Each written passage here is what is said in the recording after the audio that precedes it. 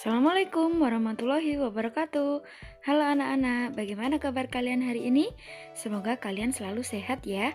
Hari ini berjumpa lagi dengan Ustazah Rosi. Ustazah akan mengajak kalian untuk belajar PKN ya. Jadi di video kali ini Ustazah sudah menyiapkan rangkuman dari materi PKN mulai dari subtema 1, 2, 3 sampai 4 di pembelajaran tema 1 tentang hidup rukun. Nah, anak-anak, perhatikan penjelasan Ustazah berikut ini. Nah, anak-anak, apa kalian ingat itu burung apa? Ya, itu adalah burung Garuda Pancasila. Burung Garuda Pancasila adalah lambang negara Indonesia. Di dalam dada burung Garuda tersebut ada yang namanya perisai ya. Perisai itu berisi ada 5 simbol sila di Pancasila. Mari kita bahas satu persatu. Kita mulai dari sila ke-1. Sila 1 simbolnya adalah bintang ya. Bunyinya ketuhanan yang Maha Esa. Di situ artinya mengajak kita untuk bersikap takwa kepada Tuhan yang Maha Esa, beribadah dan selalu bersyukur. Sila kedua Pancasila dilambangkan dengan gambar rantai. Bunyinya kemanusiaan yang adil dan beradab. Isinya mengajak kita untuk bersikap saling membantu dan tolong-menolong. Sila ketiga Pancasila disimbolkan dengan gambar pohon beringin. Bunyinya Persatuan Indonesia. Isinya mengajak kita untuk bersikap saling bersatu, menghormati, dan hidup rukun. Sila keempat Pancasila disimbolkan dengan kepala banteng ya. Bunyinya kerakyatan yang dipimpin oleh hikmat, kebijaksanaan dalam permusyawaratan perwakilan. Isinya mengajak kita untuk bersikap menghormati pendapat orang lain dengan berdiskusi atau musyawarah. Pada sila kelima disimbolkan dengan padi dan kapas. Bunyinya keadilan sosial bagi seluruh rakyat Indonesia. Isinya mengajak kita untuk bersikap sosial dan bersikap adil. Nah, sekarang kita mulai pembahasan dari subtema 1, yaitu pengamalan Pancasila di rumah. Kemarin Ustazah sudah memberikan kalian contoh beberapa gambar, dan dari situ bisa kita simpulkan contoh-contoh pengamalan Pancasila di rumah. Yang pertama, di sila ke-1 adalah sholat berjamaah dengan orang tua atau sikap beribadah ya, bisa juga berdoa sebelum makan dan lain-lain. Sila kedua, membantu ayah dan ibu di rumah, menolong ibu memasak, membantu ibu mencuci piring, membantu ayah mencuci motor, dan lain-lain. Sila ketiga, rukun dengan adik dan kakak, bermain bersama, dan juga tidak bertengkar.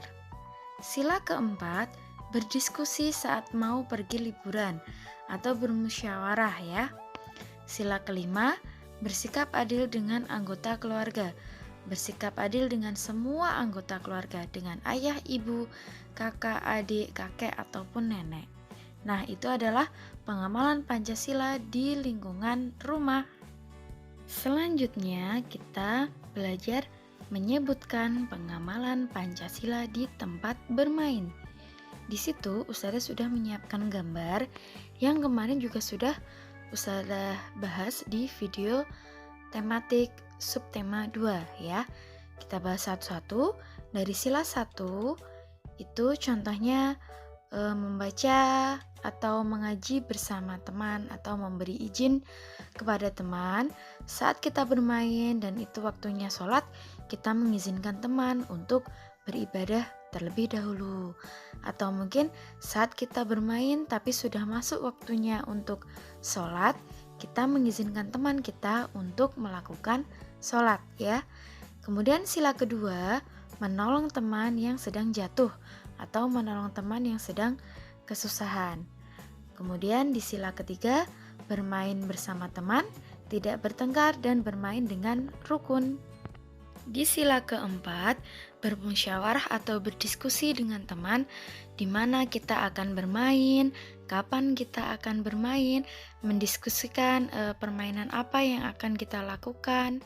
Dan di sila kelima, mereka sedang bergotong royong untuk membersihkan peralatan setelah bermain, karena salah satunya adalah sikap sosial ya, jadi kerjasama untuk membereskan mainan setelah mereka gunakan. Di pembahasan selanjutnya, seperti yang sudah kalian lihat di video tematik subtematika, di PKN ini kita belajar tentang menyebutkan pengamalan Pancasila di sekolah. Dan di situ Ustazah juga sudah menyiapkan beberapa gambar. Kita bahas satu persatu. Dari sila pertama, di gambar pertama itu adalah sikap berdoa ya, berdoa sebelum belajar. Atau nanti kalian juga bisa mencontohkan sholat berjamaah dengan teman, atau mungkin mengaji bersama-sama di kelas. Seperti itu. Kemudian di sila kedua, membantu guru, saling tolong menolong ya, membantu guru menyiram bunga, atau mungkin membantu guru membawakan buku, bisa juga menolong teman yang tidak membawa pensil, meminjaminya, dan lain-lain. Kemudian di sila ketiga, mereka bermain dengan rukun dengan sesama teman ya di sekolah, tidak membeda-bedakan teman antara suku yang satu dengan yang lainnya, saling menyayangi dan tidak bertengkar. Selain itu, di sila ketiga kita juga bisa menggunakan bahasa Indonesia dengan baik dan benar. Kemudian menonton tarian-tarian daerah, itu juga termasuk di sila ketiga. Kemudian di sila keempat, contohnya di kelas itu dengan pemilihan ketua kelas atau musyawarah, pemilihan regu piket, atau mungkin belajar bersama atau belajar kelompok ya. Kemudian di sila kelima, bersikap adil dengan semua teman, berbagi kue dengan rata, tidak membeda-bedakan teman yang satu dan lainnya, semuanya disayangi. Seperti itu ya anak-anak. Itu contoh pengamalan Pancasila di sekolah. Dan di pembahasan subtema 4, yaitu menyebutkan pengamalan Pancasila di masyarakat. Dari sila pertama, contohnya di situ sholat berjamaah di masjid ya, bisa sholat maghrib, sholat isya, atau mungkin sholat Jumat, sholat Idul Fitri, atau mungkin juga bisa membaca Al-Quran di masjid bersama-sama. Itu adalah contoh sila ke-1. Kemudian sila kedua, saling menolong tetangga yang sedang kesusahan. Di situ ada gambar tetangganya yang sedang sakit. Kita bisa datang untuk menjenguk, membawakan makanan, atau mungkin jika tetangga kita sedang ada hajat atau kerepotan, kita juga membantu untuk menyukseskan acaranya.